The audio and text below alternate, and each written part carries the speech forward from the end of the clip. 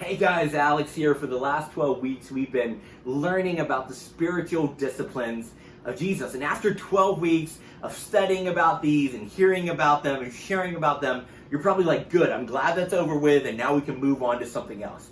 Except we're not going to. We're going to go deeper into the spiritual disciplines than ever before. The future of Horizon is going to be always centered around the spiritual disciplines of Jesus. And you might be like, why? Why do we got to keep talking about these? Why do we got to keep doing these? Like, aren't we past that now? No one ever graduates from the spiritual disciplines. In fact, as we spiritually mature, we'll become more drawn towards becoming like Jesus by practicing the way of life that he taught and exemplified.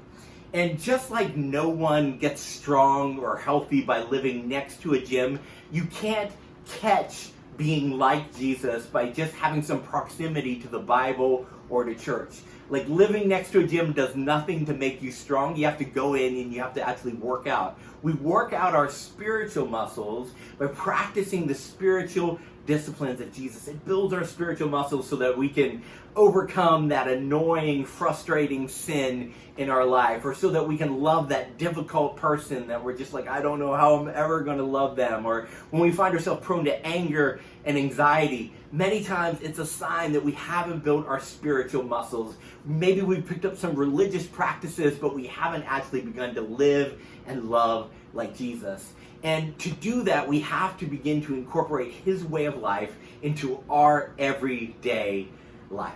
And so the future of Horizon is always going to be centered around the spiritual disciplines. We're going to go deeper into them in the next months and in the next years, because I believe that no one becomes like Jesus by accident. It's intentional, it's by design. As you and I begin to center our lives around the way that Jesus lived and what he taught, we begin to practice things like silence and solitude and Sabbath and fasting and prayer, just like he did. And when we do that, we find that his supernatural power enables us to live like he lived and love like he loved.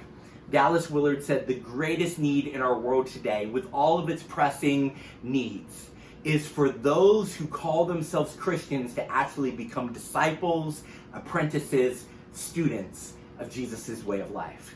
And at Horizon, that's what we're going to make our core mission in the days ahead.